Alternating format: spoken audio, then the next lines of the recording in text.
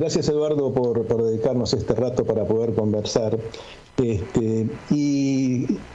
Leíamos en un artículo que vos publicaste hace muy poco tiempo, este punto de vista interesante de plantear que la crisis que está viviendo el país no debe reducirse a ser mirada desde el aspecto financiero solamente, sino que también implica una crisis del aparato productivo.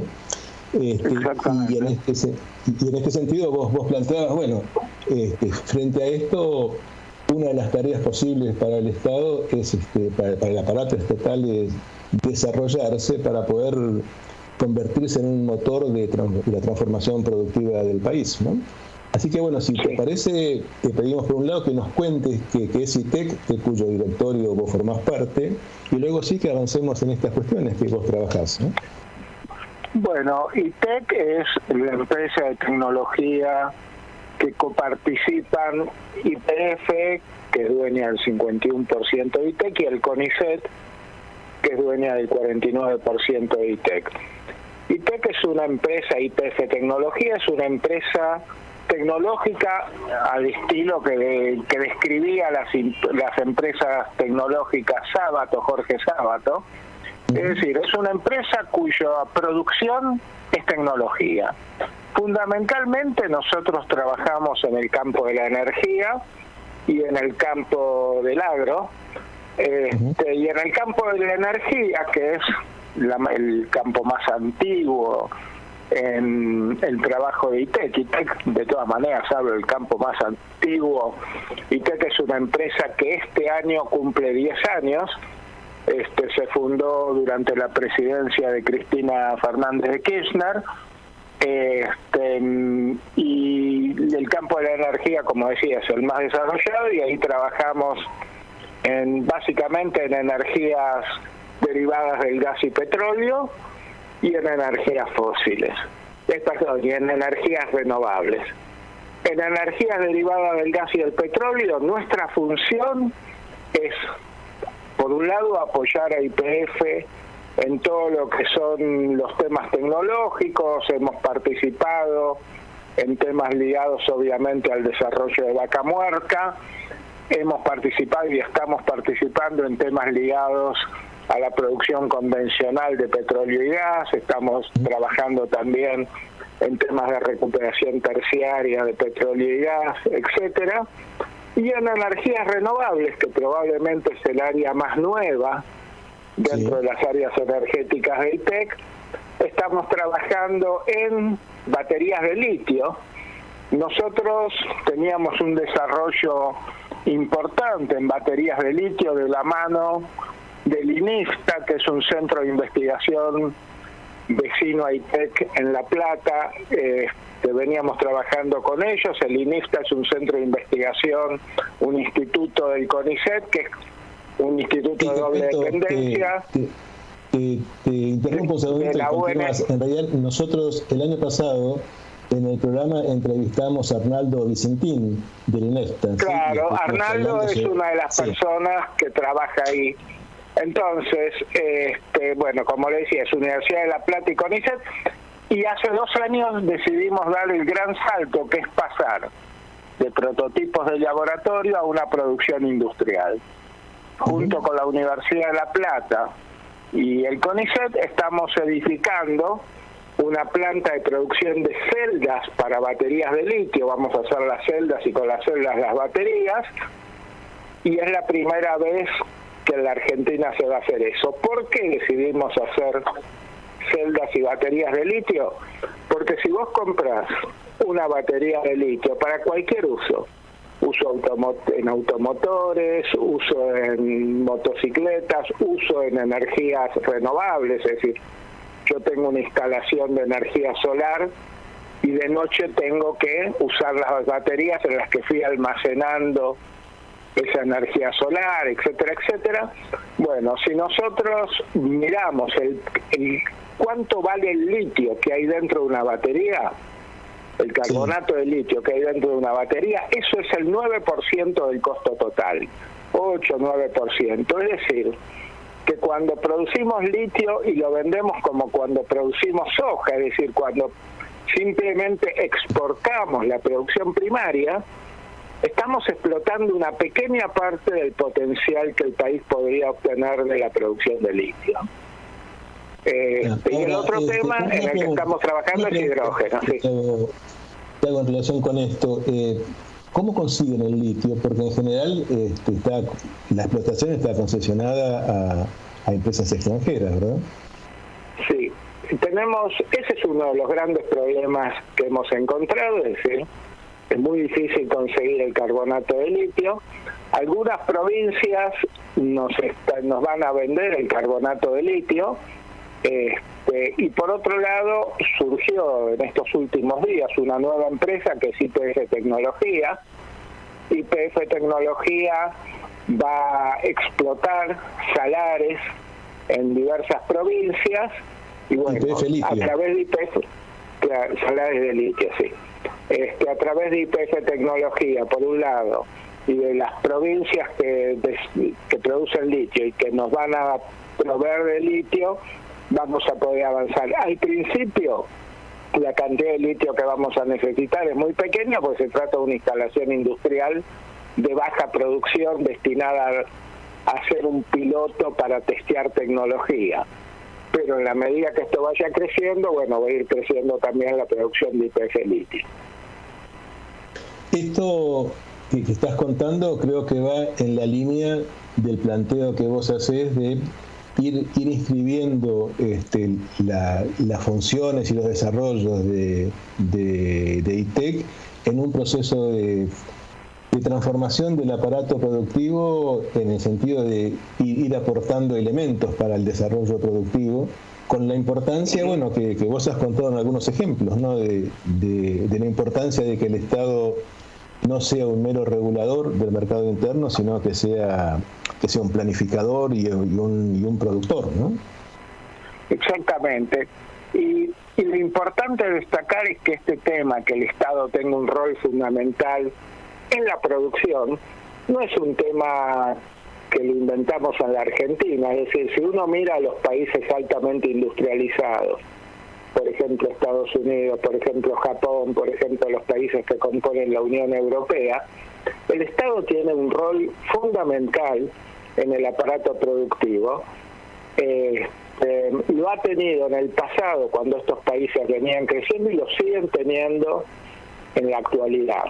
Entonces, no sé, Mariana Mazzucato da una cantidad de ejemplos en algunos de sus libros, por ejemplo El Estado Emprendedor, y lo que se ve, un ejemplo que ya es interesantísimo: todas las tecnologías que componen el iPhone fueron desarrollados por el Estado de los Estados Unidos. Y después, bueno, fueron concesionadas a la empresa que fabrica el iPhone.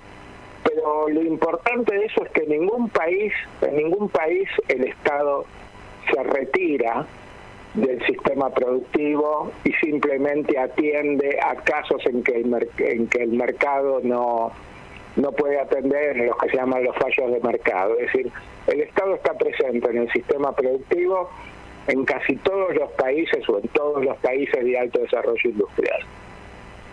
Vos comentabas como un caso interesante del funcionamiento como Estado productivo en el caso en Argentina de Somisa, ¿no? La función importante que cumplió y que podría cumplir hoy si hubiera estado vigente, ¿no? Exactamente. Yo provengo de la industria siderúrgica, yo volví al país en 1985 y trabajé más de 20 años en la industria siderúrgica, y la industria siderúrgica argentina, la base de la industria siderúrgica argentina fue Somisa, que está en San Nicolás, en provincia de Buenos Aires, que laminaba chapas, que laminaba rieles, que laminaba perfiles, y era una industria integrada. Partían del alto horno y terminaban produciendo todo eso. Incluso en 1970 y pico hay un plan de expansión que se llama Somisa 4 millones de toneladas, en que Somisa compra un laminador de lo que se llama chapa naval, que es simplemente una chapa de 3 metros de ancho en lugar de la chapa estándar que es de 1,5 metros de ancho. Esa chapa naval compra el laminador, hace el edificio, compra las grúas, y cuando se privatiza Somisa, la empresa que compra Somisa, es decir, el Grupo Techin, decide que en el país no convenía, no había mercado como para ganar dinero fabricando chapa naval. Y lo hacen bien, es decir, nadie puede negar que era verdad, es decir, la chapa naval sí lo necesitamos en determinadas circunstancias y es un insumo crítico. Pero un privado puesto a fabricar chapa naval dice, no, yo con esto no puedo asegurar que vaya a ganar dinero. Entonces venden todos los equipos a Brasil y Argentina se queda sin chapa naval. Y este es un caso paradigmático. ¿Por qué? Y porque nosotros realmente tenemos que entenderlo como es. Acá no se trató de que una empresa privada le quiso hacer un mal al país. Simplemente que hay tareas en un país que lo tiene que desarrollar el Estado, porque ya sea que la inversión es demasiado alta o el plazo de recupero del capital es demasiado prolongado, a una empresa privada no le conviene hacerlo y a una empresa estatal le conviene hacerlo desde un punto de vista estratégico. Sí, y digamos... es interesante, perdón. Sí. Perdón. No, digo, es interesante esto que estás comentando respecto de la presencia del Estado, y esto que decías, el Estado no debe correrse, pensando en esta reformulación de la estructura productiva, pero pensaba de qué manera se insiste y se intenta transformar como en una verdad que lo productivo tiene que ver con algo del mercado y un Estado corrido, ¿no? Como que hay en ese sentido algo que se intenta inscribir como verdad, y que, bueno, me parece importante como poder, esta aclaración que vos haces e insistir con esto, ¿no? De qué se trata la presencia del Estado en estos ámbitos, ¿no? O estratégicamente. Sí, hay un autor, por ejemplo, que habla de la dualidad de los Estados Unidos, porque mientras de alguna forma es la cuna del neoliberalismo y las teorías neoliberales en la academia y en el gobierno, mientras Estados Unidos, su posición oficial, por llamarlo de alguna forma, es que el Estado no debe intervenir en la producción, la realidad es totalmente diferente. Es decir, se describe a sí mismo de una forma muy diferente a lo que realmente ocurre. Es decir, la historia del desarrollo tecnológico de los Estados Unidos, que es una de las grandes historias exitosas del mundo, es decir, el desarrollo tecnológico de Estados Unidos fue líder y sigue siendo líder en casi todos los campos de la producción, se desarrolla fundamentalmente y totalmente sobre la base de un Estado que interviene en la economía, que interviene en la producción, no solo como regulador, sino como promotor y como productor.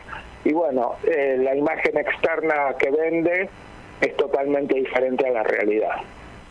Sí, eso lo hemos visto en la pandemia también, ¿no? En Estados Unidos la presencia importante del Estado en el desarrollo de la vacuna Moderna, ¿no? Que tuvo una presencia muy fuerte del Estado norteamericano en financiamiento, ¿no? Absolutamente, tanto Pfizer como Moderna fueron totalmente financiados por el Estado de los Estados Unidos. Y acá hay un tema interesante, porque por ejemplo AstraZeneca en el Reino Unido fue también financiado por el Estado británico en ese caso, pero hubo comportamientos diferentes. Mientras el Estado en Estados Unidos financió el desarrollo de Pfizer y Moderna, no limitó las ganancias de ninguna de las dos empresas. Es decir, les financió el desarrollo y después dejó que lo vendan tan caro como el mercado aguantase, por decirlo de alguna forma. El Reino Unido le impuso límites a el precio de AstraZeneca con el que iba a salir al mercado. Desde ya el Estado ruso financió la Sputnik y el Estado chino financió sus propias vacunas. Es decir, todo el desarrollo aceleradísimo de las vacunas en el mundo fue financiado e impulsado por el Estado, y en Argentina también. La gran responsabilidad del desarrollo de reactivos para detectar el virus, etcétera, etcétera, de tratamientos alternativos como el suero equino, etcétera, etcétera, todo fue financiado por el Estado argentino. El Estado argentino, el sistema científico argentino, tuvo un desarrollo remarcable durante la pandemia. Entonces, vemos que durante la pandemia, cuando realmente el tema era extremadamente crítico, los estados fueron los que manejaron podríamos llamarlo, la resistencia a la pandemia.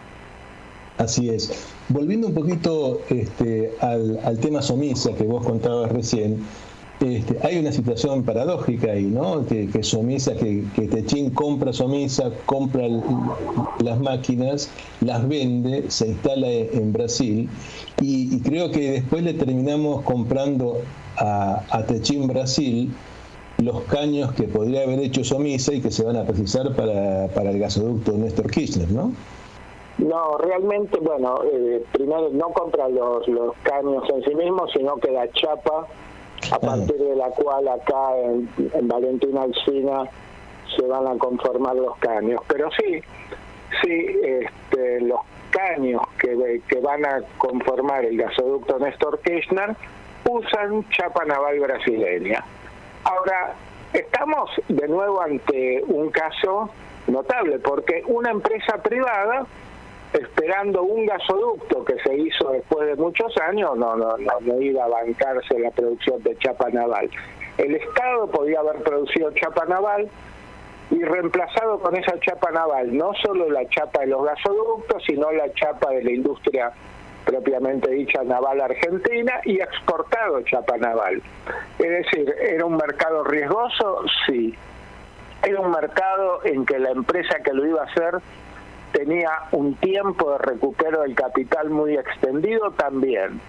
Y de nuevo, una empresa privada no le convenía, los cálculos de inversión y ganancia no le daban, pero una empresa estatal claramente que tiene otra motivación, y es un motivo estratégico. Argentina necesitaba y necesita hacer chapa naval porque el desarrollo de Vaca Muerta va a hacer que el gasoducto de Néstor Kirchner no sea el último gasoducto que hacemos, es decir, va a haber una serie de gasoductos más paralelos o en otras direcciones que el Néstor Kirchner que vamos a ir necesitando con el tiempo. En todo esto que vos comentás, creo que también se nota esta otra cuestión que vos haces mención de la necesidad de que el Estado también se encargue o participe de la planificación del desarrollo, ¿no? Claro, vos fijate que Vaca Muerta, que es hoy la gran esperanza argentina, digamos, en cuanto a producción de dólares, en cuanto a autoabastecimiento energético, Vaca Muerta se factibiliza cuando durante el gobierno de Cristina se nacionaliza YPF. Es decir, cuando YPF era propiedad de Repsol, ¿cuál era el juego de Repsol? Era ganar dinero con los pozos que ya estaban de YPF o con los pozos que se podían perforar sin grandes exploraciones, y en lugar de invertir esas ganancias para aumentar el desarrollo del petróleo en la Argentina, sostenían la teoría de que por motivos geológicos ya no había más petróleo en la Argentina y todo ese dinero que se ganaba en la Argentina se invertía en el exterior. Es decir, le cerraba mejor el cálculo porque invirtiendo en algunos países de África, etcétera, para la misma inversión ganaban más dinero. Entonces, de nuevo, haciendo el cálculo de inversión versus ganancia, una empresa privada decide ganar dinero en la Argentina y llevárselo al exterior, e YPF, con mayoría estatal, decide promover Vaca Muerta. Y Vaca Muerta hoy es claramente el gran tema, y déjame decirte que no solo en producción de petróleo y gas, sino la industria del gas y el petróleo tiene una cantidad muy grande de industrias que producen equipos, que producen insumos, y que cada vez más son insumos y equipos que se están produciendo en el país. Eduardo, una consulta de algo que estuve leyendo en la página de ITEC, que es respecto de una convocatoria en relación al tema del agro, respecto de convocatorias científicos, ¿no?, de proyectos innovadores. No sé si es un tema sobre el que vos tenés alguna información, qué pasó con esto, cómo fue la respuesta respecto a esta convocatoria. Mira, estamos obteniendo muy buena respuesta, es decir, tanto para el tema agro como para el tema de energía, ya sea renovable o gas y petróleo, nosotros estamos decididos en estos meses que quedan antes de fin de año en dar un salto en la cantidad de científicos de CONICET que nosotros incorporamos a ITEC. ITEC es un lugar de trabajo, digamos, para los científicos de CONICET. Los científicos de CONICET que lo deseen y obviamente que trabajen en áreas en las que trabaja ITEC pueden elegir dentro de CONICET como lugar de trabajo ITEC. Y nosotros estamos decididos a dar un importante salto porque los científicos de CONICET trabajando en ITEC nos interesan y los necesitamos como factores de desarrollo de las investigaciones, como factores de innovación, etcétera, etcétera. Sí, nosotros tanto para el tema agro, con el emprendimiento que ITEC está desarrollando con apoyo del Ministerio de Ciencia y Tecnología en Mercedes, que es un emprendimiento que va a tener 150 hectáreas o algo por el estilo, para hacer desarrollos agrarios, pero probándolos en campo, es decir, probándolos en condiciones reales, no solamente en el laboratorio de invernadero. Con eso, más lo que hacemos en energías renovables, más lo que hacemos en petróleo y gas, estamos nosotros en este momento tenemos trabajando dentro de ITEC unos 60 investigadores de CONICET. Queremos levantar ese número a muchísimos más. Está. Bueno. Qué bueno. Sí, realmente es interesantísimo y es esperanzador, y es un aliciente todas estas cosas que nos estás contando.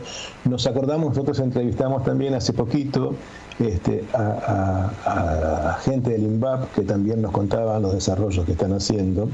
Y uno empieza entonces a poder ir hilando todas estas cuestiones que por ahí no tienen prensa porque los medios se dedican a otra cosa, pero que realmente van tejiendo, y ojalá que lo sigan haciendo de forma muy fuerte, esto que vos planteás como la generación de un Estado productor que financie y que sostenga el desarrollo científico y tecnológico y que vaya apuntando a lo largo del tiempo a lograr, digamos, que la producción pueda hacerse en forma completa sin tener que depender tanto de la importación que hoy en día, nos está drenando los dólares, ¿no? Sí, si vos mirás cuando fue hace muy pocas semanas la crisis de la importación, que Argentina se estaba quedando absolutamente sin dólares, uno lee con sorpresa, y yo lo leía con sorpresa porque no estoy ligado a esa industria, que aún industrias que producen papel tenían problemas para seguir produciendo, porque la industria argentina es incompleta.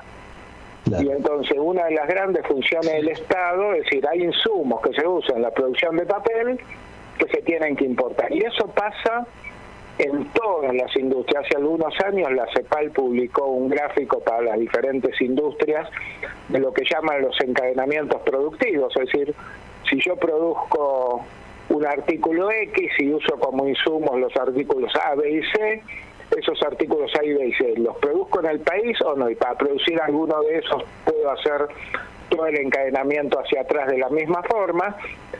y la mayor parte de las industrias argentinas, y sobre todo las que producen alto valor agregado, tienen bajísimos encadenamientos productivos, es decir, es una industria incompleta. Sobre eso es el gran trabajo que hay que realizar. Bueno, bárbaro. Bueno, Eduardo, vamos cerrando, te agradecemos muchísimo la charla. Gracias a ustedes por el interés. Bárbaro, muy bien, buenas noches, un abrazo. Un abrazo. Muchísimas gracias y bueno, y seguiremos en algún otro momento, seguramente. Será un gusto y muchas gracias. Por favor. Bueno, muy bien. Estuvimos conversando entonces con Eduardo Borkin. Él es ingeniero mecánico, ha cursado y ha hecho un máster en el Instituto Tecnológico de Massachusetts, en el MIT, y integra el directorio de ITEC, que es la empresa de tecnología, desarrollo tecnológico e investigación de YPF.